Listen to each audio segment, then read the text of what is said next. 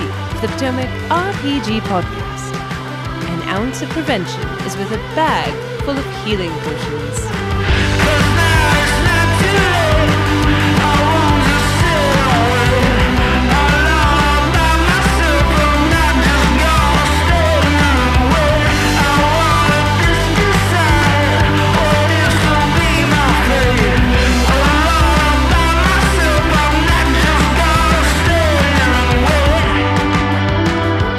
Welcome one and all to the Potomac RPG Podcast, your source for old news, tired conversation, and mediocre advice for all of your favorite tabletop role-playing games. I am your host and 2d4 plus 2, Adam.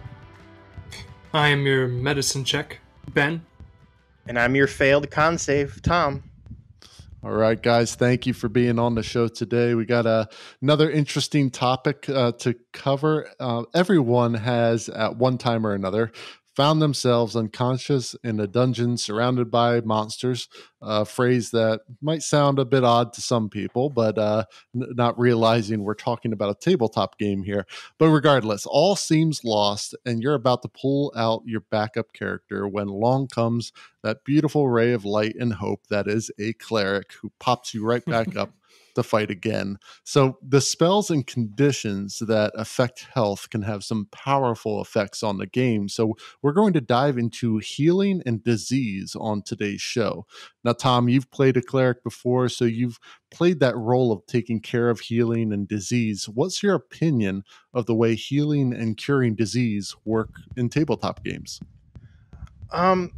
So having played a cleric and trying to do like the dungeon crawl and everything, clerics are kind of a misconception with a lot of them. At least the grave cleric that I played is, healing is good, but it doesn't help as much as people think.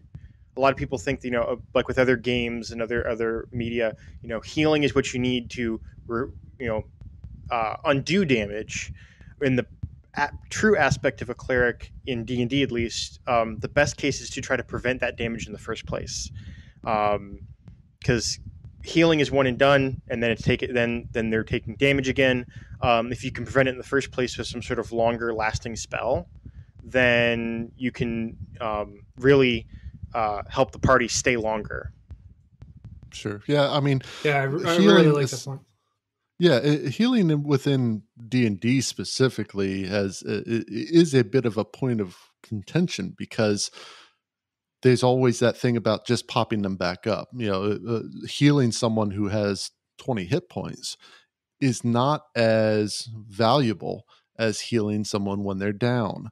Ben, what do you think about that dynamic, specifically within D&D? So there's a lot of mechanical things here that most people don't quite get for healing in combat. And just in general, Tom hit on a really good point, is that the healing is not something that clerics should be doing from a purely mechanical standpoint, because it's not advantageous to spend your spell slots that come every day just by healing people up to full after combat. And even those heals that you give out during combat to keep people from going down aren't optimal, because the action economy dictates that every action should be used to prevent monsters from dealing damage by removing them from the fight one way or another. And sure, if you're healing, you're using your reaction to just keep somebody up, and probably about maybe 1.5 hits worth of hit points, so that your monster that has 3 attacks is still just going to take him down. Yeah, which is sad. So, mechanically sad. I know that there are some ways around that. I know Anthony has experimented with exhaustion as a penalty for going down, which I think does help, but also we're going outside of the rules as written, and anytime you do that, that can be dangerous. And I think when it comes to going down and unconscious, like there has to be a penalty, otherwise it very much turns D&D into a video game. Would you agree with that, Tom? Yeah, I would, and that's one of the things I struggle with as a DM is the long rest mechanic and people going down and popping right back up and healing. That there's no lasting consequences for you just going 110% and failing and then respawning, kind of thing. Exactly. Like, there's like death doesn't really have much of a consequence, even you get to later levels. Getting knocked down doesn't really have much of a consequence other than possibly like losing out on a turn. Because there's always a chance. Healing is so readily available unless you're really, really poorly balanced as a party and like you have all fighters and no one has any healing. But even then, like fighter classes have their own healing that they can do with second wind. So it's really hard to have that agency without purposely trying to kill players. Yeah, exactly. It's a difficult Tom, one. Yes. So Tom, I think you're segueing really nicely into the more permanent debuffs of diseases and curses, which can potentially last for many sessions if they're not taken care of with really good saves, the proper application of medicine checks, herbalism kits, healing magics, and good luck in general. Yeah. That seems to be the way that Dungeons and Dragons is preventing people from getting right back up and getting back into the battle with just a level 1 spell slot. Maybe what you were looking for in your games is poisoned weapons, cursed weapons, creatures that have diseases associated with them, like rotting zombies and such. Sure. Something to that balance could maybe that add feel. that permanency that you're really desiring. Sure. Well, hey, let's get into some questions here, and we'll dig into this topic of healing and disease a bit more. The first post comes from Reddit user Ale Golem, who asks, I'm trying to design something that augments healing magic. One of my players recently traded for some yarn. All they were told was that it could be used to create something that would assist in healing magic. They've since befriended a tailor of high renown, and the player gave them the yarn to work with. I'd appreciate feedback on what I'm thinking of giving them, whether it's overpowered, underpowered, etc. If you have a completely different idea, I'll take any suggestions that you have. This will be given to a level 5 Paladin of Redemption.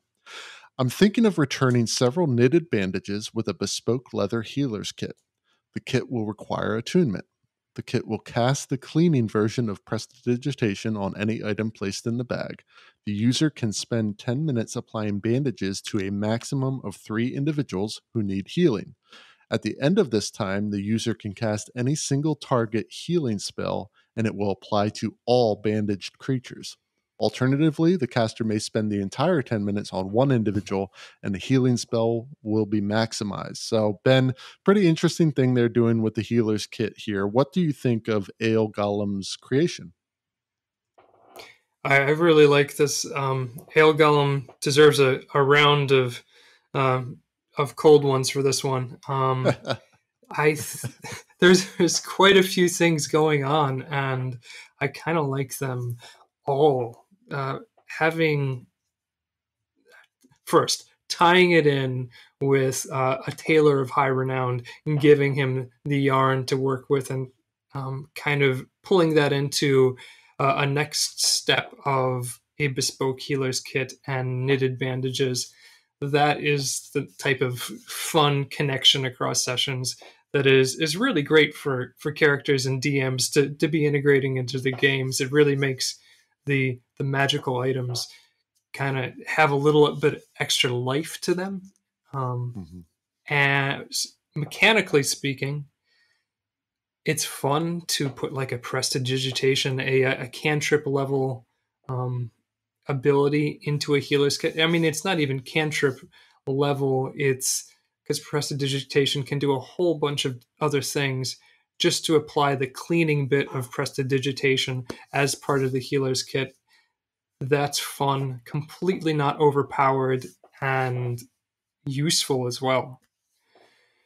It's a Yeah, having several. It's a really cool creation, isn't it? Like I really like the thinking behind it. It's not just, oh well, we need something for healing. It's this person put some real thought into this item.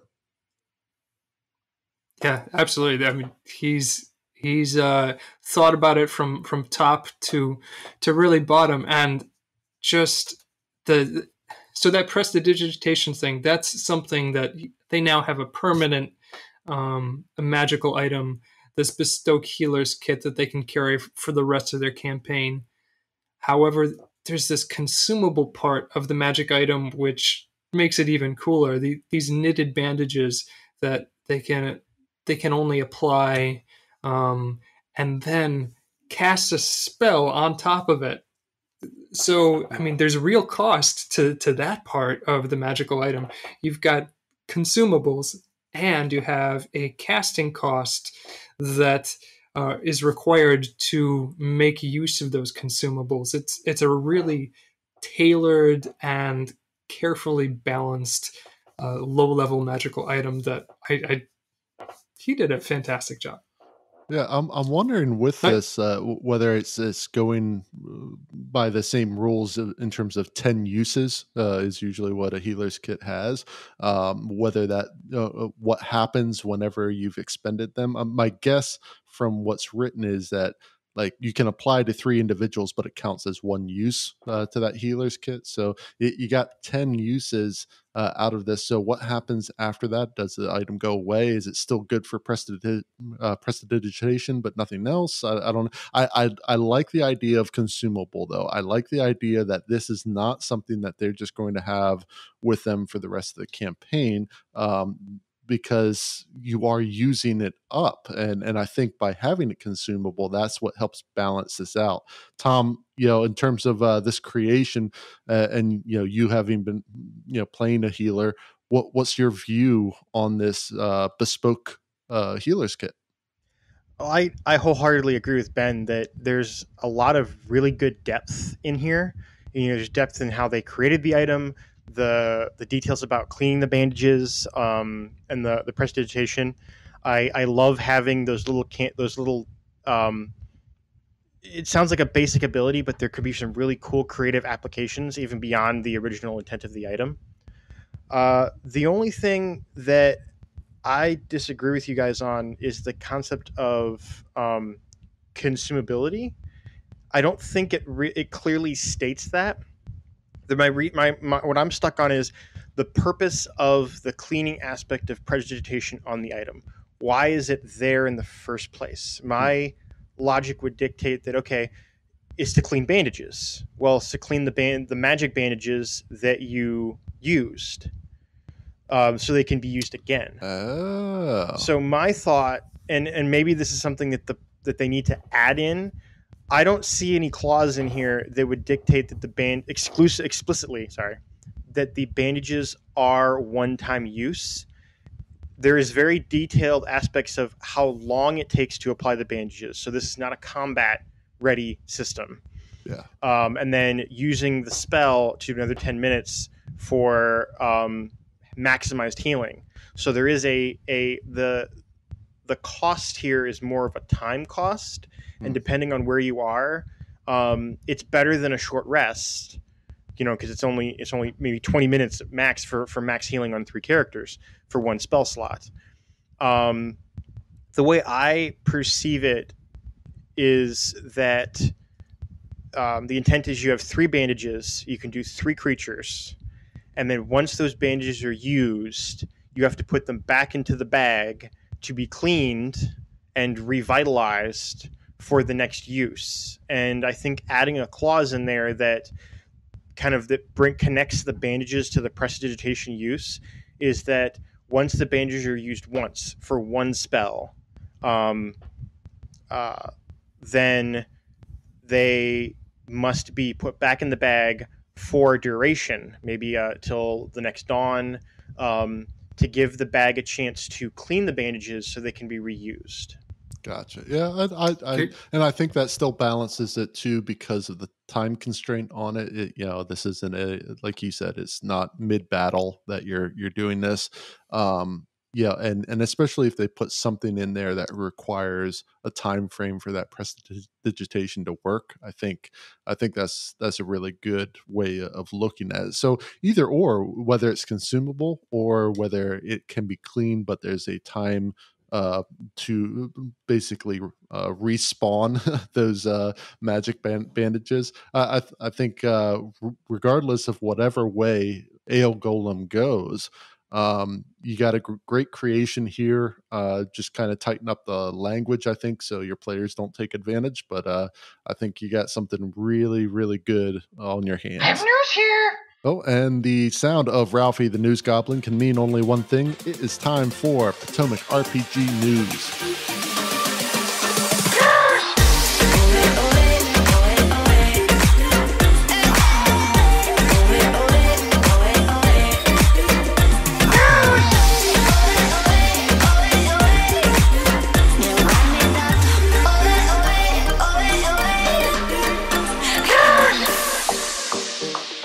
All right, so let's get into the news. We have an article here from Jon Ryan over at IGN titled Exclusive. Get an early look inside D&D's Rime of the Frostmaiden. It shows off a sample of a few pages from the book. You gotta love the North, and it's nice seeing places like 10 Towns get some love.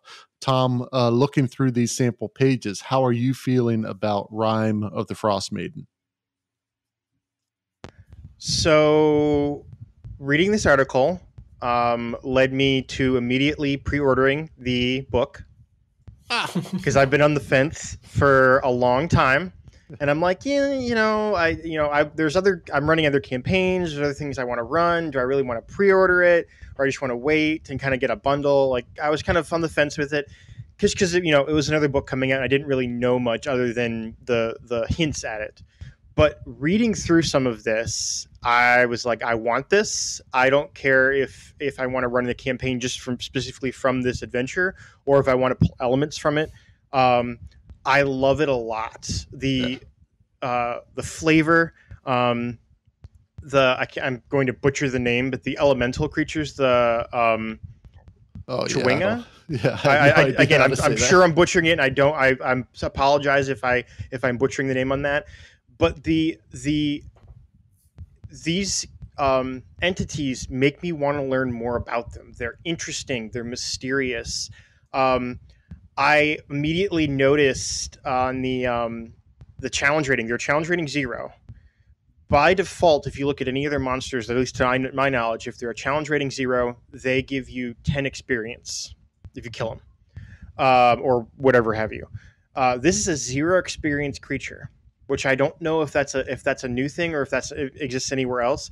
But reading through their abilities and everything like that, it's clearly this is a intended passive and even helpful creature that you can throw out there. And with the elements that I'm reading in the rest of these teasers, that this is a very harsh land, that if players, like, and I have a party of some murder hobos, that if they just attack this thing that comes out of the frost at them, they're really being detrimental to themselves, but also they're not getting anything from it like you would with other creatures. I love the minor details that plays into these creatures, and then the lore behind them. But I also just love the, again, being a relatively new DM and being kind of unfamiliar with how a lot of the modules and everything can be kind of wonky. I love the details and the thought they put into how to start the chapters. Here are some options of directions people can start. So even if you're running the same campaign multiple times, you can try different avenues to start it. Yeah. Which I thought was amazing. It's neat, and I like that Cold Light Walker. I mean, I saw that, I was like, ooh, all right. Yeah, that might be coming into one of my current campaigns. I'm like, oh yeah, this is gonna be funny. Yeah. Well, Ben, what do you think? Looking through? Yeah, it is. I like it too. It's a lot of it's a lot of great flavor of the North. I think there was a quote in there saying that isolation, secrecy, and paranoia.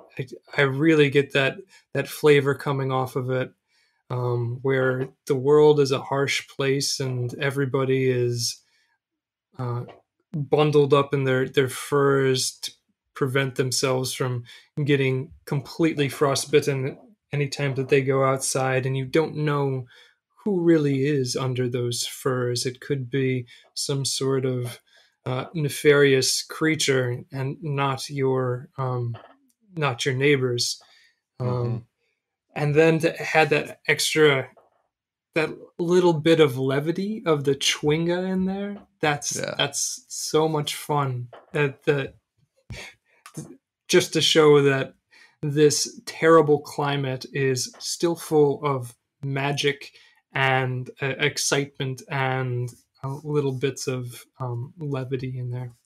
Yeah, and life. Like Yeah. the North is not just a frozen wasteland that's desolate and barren. There is life here, and I think the North is an area that needed a bit more uh, books about it. I mean, like in our adventure right now in Luskin, like I did research on the North, trying to develop the area and things that might be happening. And I mean, whenever I have to go back to Volo's Guide to the North, which I believe I don't know what edition that was, but like this is old stuff, like things that happened 100 years ago within the timeline of the D&D or Forgotten Realms or whatever. And there wasn't a lot of newer information, and that's why it's so nice to see places like 10 Towns get that love, because there's a lot of stuff going on in the North, a lot of potential in the North. So I'm with you guys. I'm excited to see what happens, or what Rime of the Frostmaiden is like. And it's good stuff. If you're interested, Rime of the Frostmaiden comes out on September 15th, so just a little more than a week away, and you can get your hands on this. I think this is going to be a winner for a lot of tables out there. But we're going to take a step out for a moment, but stay tuned. We'll be right back after the break.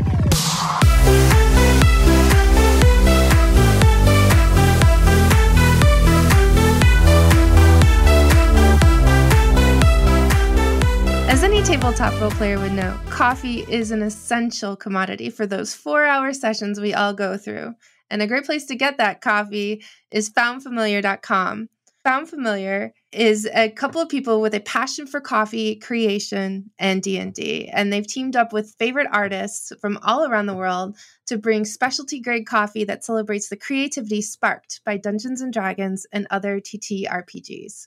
Use the coupon code Potomac RPG, all one word, at checkout for 10% discount on your purchase. That's at foundfamiliar.com. And with that, let's get back to the show.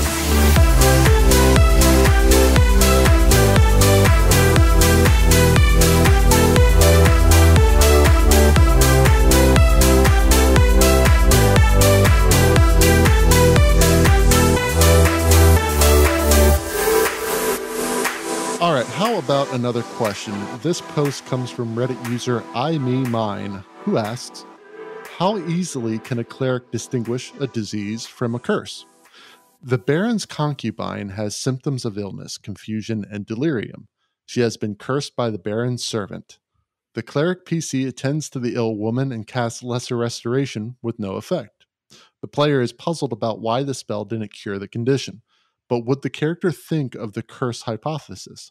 I'm not sure how to determine that. I'm hesitating between different checks: medicine, insight, or investigation. Thanks. So, Ben, what do you think? What's the best way for a cleric to distinguish between a disease and a curse? So medicine checks, a high enough medicine check, I think, would be able to distinguish that it is something magically influenced or something purely biological. Purely biological things are pretty common, but if some of the symptoms aren't lining up to those, then that would give an indication, and the DM could maybe just hint that there is something that doesn't seem quite right and doesn't seem to be purely of the flesh to this these symptoms, and then casting a lesser restoration having no effect.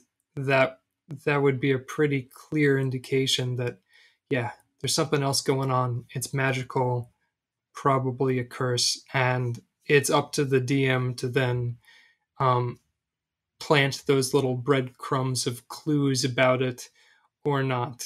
I think that any cleric that has a lesser restoration spell has the capability of determining if there's magic present, if it really is a curse, and potentially being able to cast remove curse as well. Tom, Adam, do you know? I don't remember. Is lesser restoration second or third level? Because remove curse is a third level cleric ability. I want to say lesser restoration. Well, I know, lesser restoration is lower than remove curse, because remove curse is a third level spell. Yeah, I think it's. I think lesser restoration is a second level or first level. I can't remember off the top of my head. Yeah. But it's because that line of curse versus disease. Curses are considered more intense, so they require more powerful magics to remove. And maybe it's not a matter of this being on the DM. I mean, so the cleric casts this, it doesn't have an effect. They're obviously puzzled by it. Why not sit in that silence? Let them just kind of be puzzled, and then let them say, well, can I do a medicine check, or can I investigate this and give an answer based on what they've said they want to do. So if they're tending to the body, then okay, I'm going to do a medicine check, or I'm going to call for that medicine check. If they're like, I don't know what's wrong, can I try to look around and see if I notice anything odd, or do I have a feeling? Do I have a feeling that something's not right, and then call for the insight? But why don't you just let them direct where they want to go with it and give your answer based on that? I think as a player, if I cast something that I think should work and it doesn't, then I'm going to be curious and start doing things. I'm going to start trying to figure this out. So I wouldn't put so much pressure on yourself. Your players are going to tell you what they want to do. Tom, what do you think on that? So to play a bit of devil's advocate on that, I've had players in that situation like, that might be your response, and that's the response that every DM would want. But I think you also have to know how your players handle challenges like that. That's true. I've had players where their first idea doesn't work and they just kind of sit there. Well, just kill it then. Stunned. Just kill it. Yeah. Basically, it's just kind of like, well, I don't know. And then they all look to the DM like, what's this? My thought with this, because as Ben, you kind of, I feel, hit the nail on the head with, it's a magical thing. It's a magical thing. Depending on the circumstances, and again, it changes depending on the scene. But let's say there's the cleric, they could do a religion check, because curses are normally associated with some sort of evil magics or harmful magics that might be either fiendish in nature or undead in nature. Who knows? But a proper religion check might cue them into other symptoms or aspects. Maybe there's a mark on them or something that they recognize as being of a curse, or like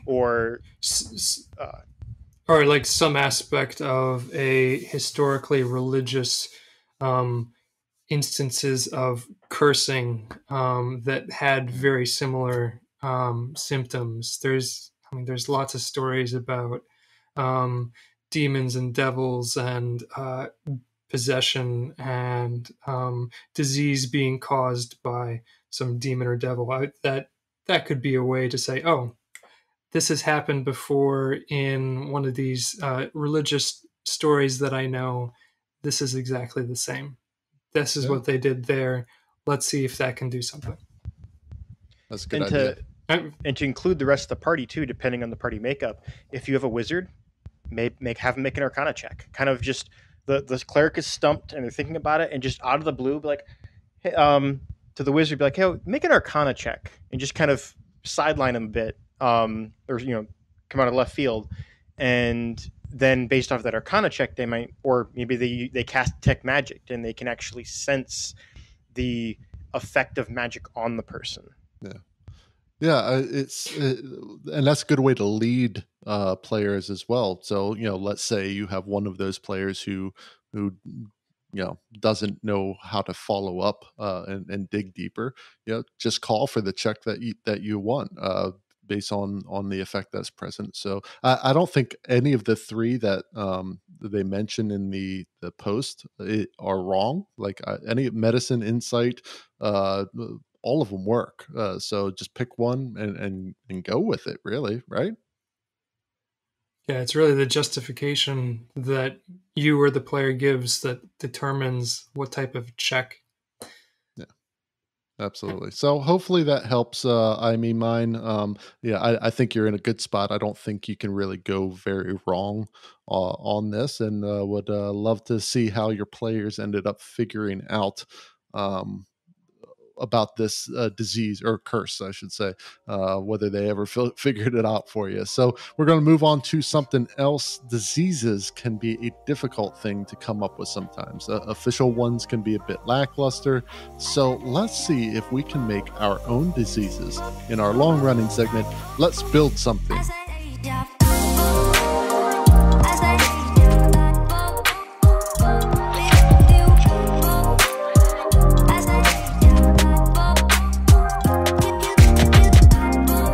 Welcome to Let's Build Something, where we get to put our creativity to the test and build something live for all the world to hear.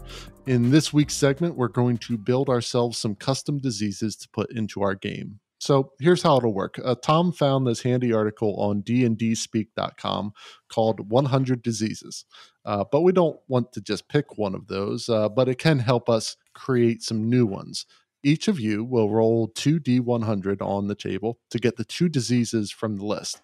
Your job will be to find a way to combine aspects of them into one disease and make it make sense in a game. For instance, how would you get this disease? How would it come?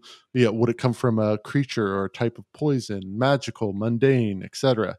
Then we'll fine tune it from there and see what you guys can come up with. So let's get rolling here. You guys ready?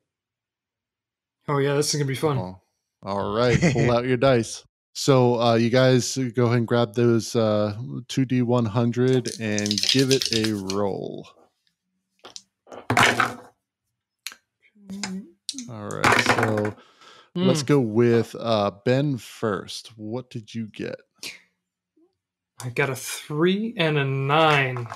All right, so not rolling well diseases. Yeah, your 2 diseases are the screaming sickness, which the victim moans and screams in their sleep, making it hard for those sleeping near the victim to get a good night's rest.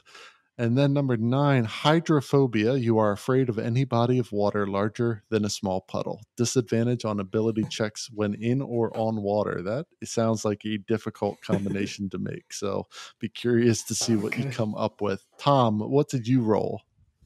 I rolled a 12 and a 75. 12 and 75. All right. So you have the sewer rat flu. When bitten by a sewer rat, the effect is just like the regular flu, but 3 times worse. PC vomits throughout most of the day. To determine when PC vomits, roll percentile die every 30 minutes in game. Even if they then vomit, if odd, nothing happens. Vomiting will force the PC to stop whatever action they are doing and breaks concentration. Vomiting every 3rd time will also cough up blood. Man, this is nasty. Roll 1d4 to calculate damage. The cure is to drink very hard alcohol and let it dissolve the stomach acid poison. Another option is to survive 10 hours. A lesser restoration spell automatically cures it. Orcs, half-orcs, and drow are immune. All right, that was sewer rat flu, and you are pairing it with polychromia. Each of your eyes views the world as if through a randomly colored sheet of glass. Every day the colors change. Okay. Another really odd combination here. So, okay, let's go over to you first, Ben. What's your idea for this screaming sickness / hydrophobia combination? Yeah, okay. So screaming sickness, bad sleep, and screaming during your sleep, and then fear of water. Um, I'm I kind of want to put a trigger on the screaming sickness of seeing the water. Maybe maybe the instances of hydrophobia just create this anxiety that sits with them until the end of a long rest, and during the long rest it manifests as this screaming sickness, and then they're okay until they see water again, Water again. and then it comes back. Yeah. Nice. I like it. All right. And what are you going to call this this new disease? Oh, I don't know. Water anxiety. Water anxiety. Perfect. All right, Tom, let's go over to you. Your sewer rat flu combined with polychromia. What do you have? So I thought of it doing it in different stages. So let's say you get bit by a sewer rat or similar animal in that environment, and the first symptom you get is the polychromia. It's kind of this innocuous, oh, you're seeing weird colors. Maybe it might be hard if you have to cut the green or the red wire. But it's kind of this annoying thing or this odd thing, but doesn't really detrimentally affect you for the first day. Okay. Then into the second day, after 1d12 hours, you'll give a time frame. Then the nausea roll comes in and the PC starts vomiting. I would say every hour, because it's a little bit less frequent and a little bit less dangerous in that aspect, but still annoying, and it could come into combat more likely before something happens. I like the die rolls. I would just make it a flat con save, like a con 12, con 13 save for the vomiting, as opposed to the odds and evens and the repeated rolling, because that just gets tedious. Yeah. And then you could go with the, if you have X number of every failure, you take damage. The 1d4 is solid. If you roll, I could say if you fail, you could do 2d4 damage. And I would say it doesn't end. You can. There's enough healing. There's enough replenishing until you get it cured, because there's enough viable, like a paladin. Level 1 paladin could remove disease. I think the level 1 cleric can possibly remove disease in certain things. Specifically, there are enough ways to get rid of diseases that I think that it doesn't go away until you have it cured. Yeah.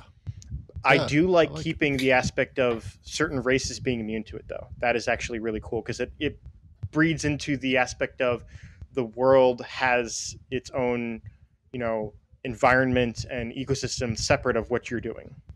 Sure. Yeah. I actually, whenever you were just talking there, kind of a idea about it, especially since it's that combination, and I almost get the sense of maybe a fey creature that could basically give you some disease that makes you see such swirling colors, like of everything, that it makes you sick to your stomach and you vomit. And it's this, instead of a sewer rat, it's a fey creature of some kind. And just imagine walking around with swirling color, like everything just basically a rainbow swirling around you at all times, that for any normal person would make you puke. So there's a lot of really sounds like a really bad trip.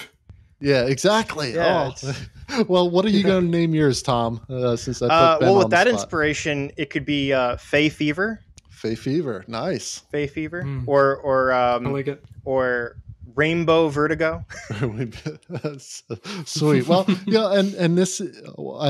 The thing I like about this is hopefully it gives other people out there an idea that you don't have to think of something whole cloth. Use something like this list on D&D Speak to prompt you to then create more stuff. Just combining a couple opens those doors to a lot of innovative changes that you can make to your game. So Ben, Tom, I appreciate you playing along. I know it's tough when you're put on the spot like that, but I think you guys did great with your new disease creations. And with that, we're going to get into the last post of the week. This comes from Reddit user RF Kanan, who asks, I never feel like a proper support in 5e. Any advice? So I have played a few support characters in my time playing 5e, and none of them have really felt like they were support characters. I'm looking for advice on how to best do support in 5e. For context, in most video games, I play either tanks or supports. My League of Legends main was Leona. My TF2 main was Medic. And I always fill out my Fire Emblem teams with tanky healers. I like the fantasy of keeping the team alive. The problem I notice is that I just never feel like support. When I played my Celestial Warlock, I quickly found that topping people's health off never did anything, and people only fell unconscious around every third session, and a single healing word was enough to bring them back to finish the fight. Same with my Life Cleric. I was really looking forward to being the classic support of D&D, but I found that the extra healing I did over other characters wasn't that necessary. I found that Spiritual Weapon and Spirit Guardians were the best use of my time. Bless seems like a really bad spell, honestly.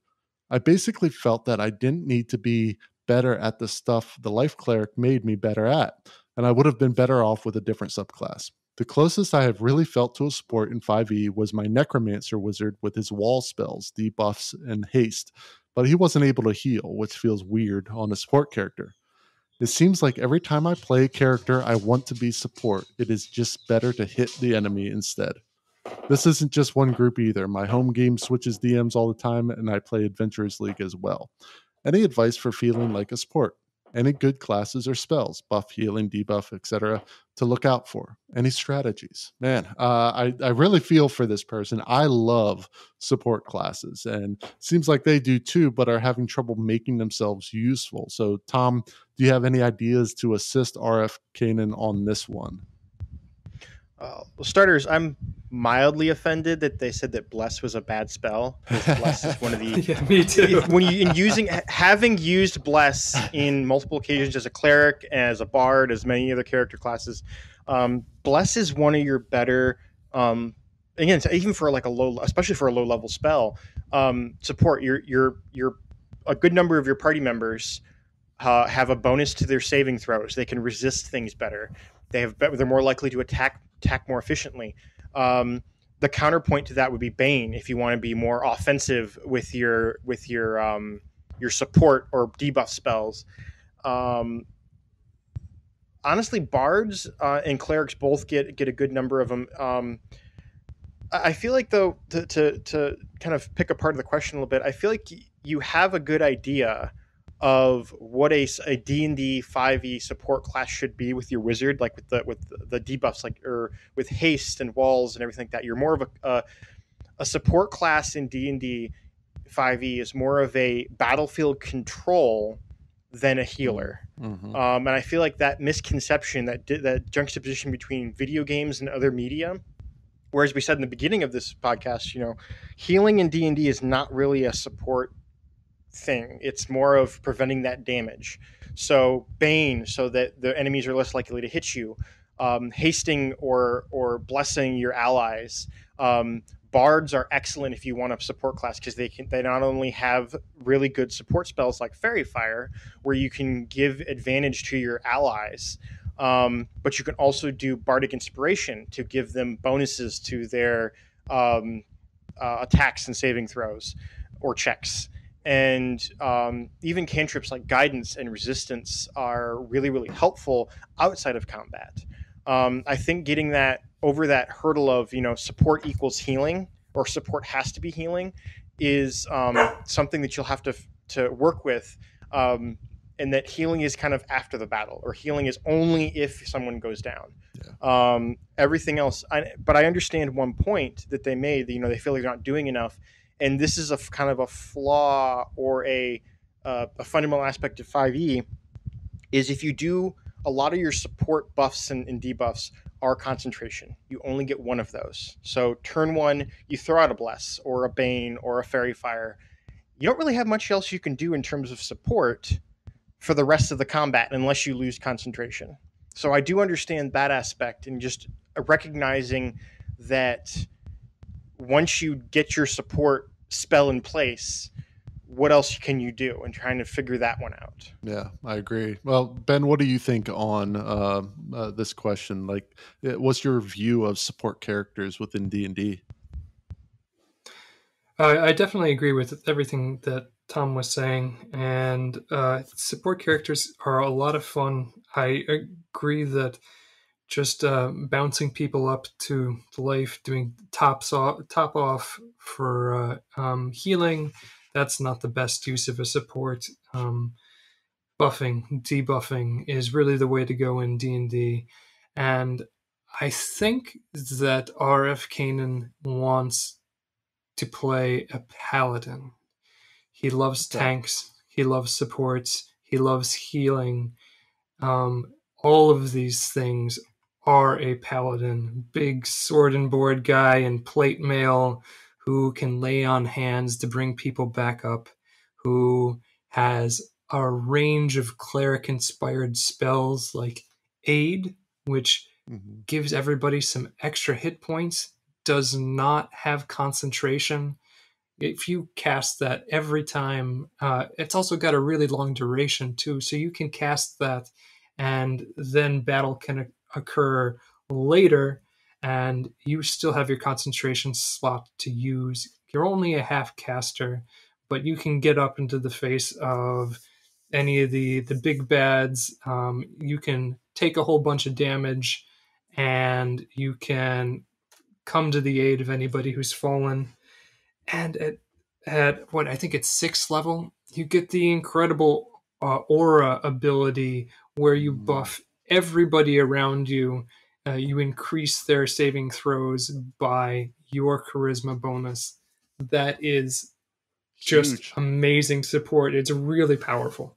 So Yeah, try I really roll on a paladin, right?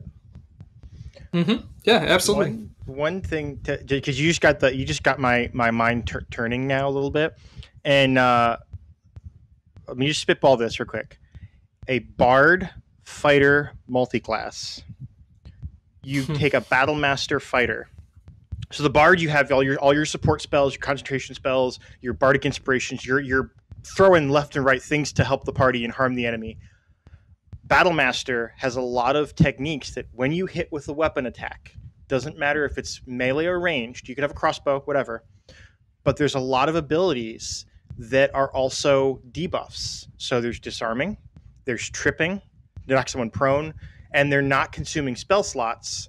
They can do a little bit of damage, so you're still, and they provide a more active role to supplement what your support spells and abilities are doing.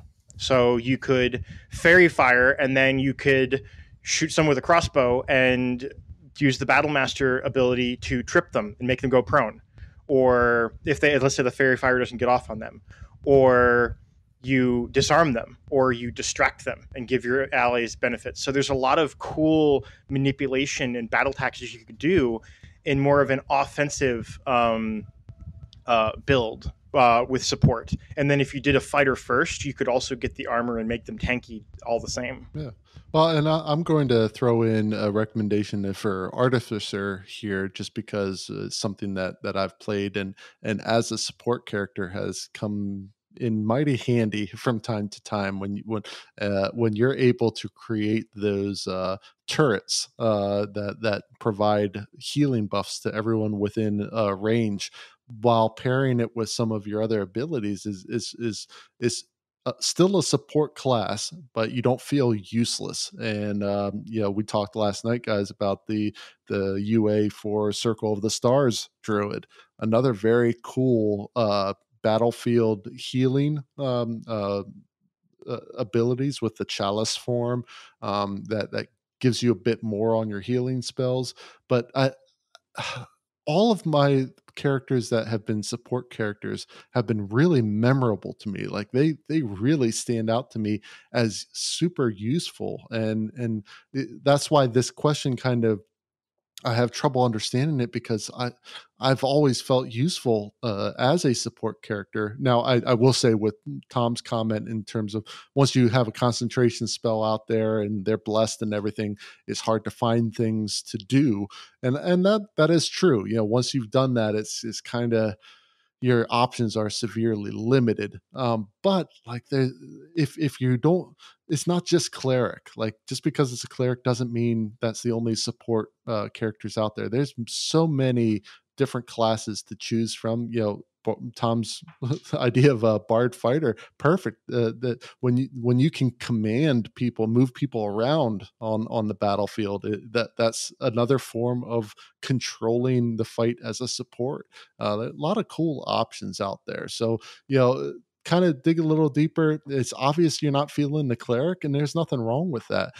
Find something like the paladin or something that gives you some more options other than just healing, because we agree with you, healing to just top off health does not seem like a good use of your action economy. So good luck out there, RF Kanan. I'd love to hear what you come up with next as your next support character, and hopefully you find that love for support that you so desire. So with that, that's going to wrap it for us this week. Remember, if you want to send in your questions or anything you find on the internet, you can send them to questions@potomacrpg.com. If you'd like to support the Potomac RPG podcast, you can find us on coffee.com/PotomacRPG.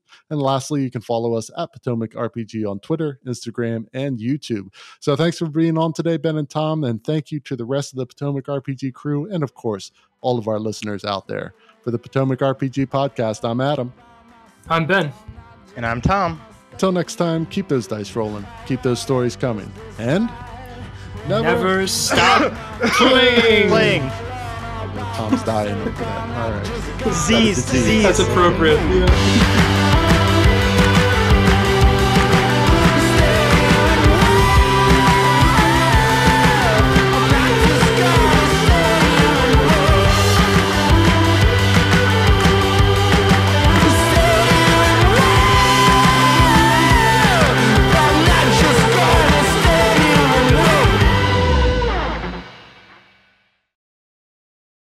Yeah, right. Sounds like you've been smoking stogies all night. Hey, burning the midnight oil.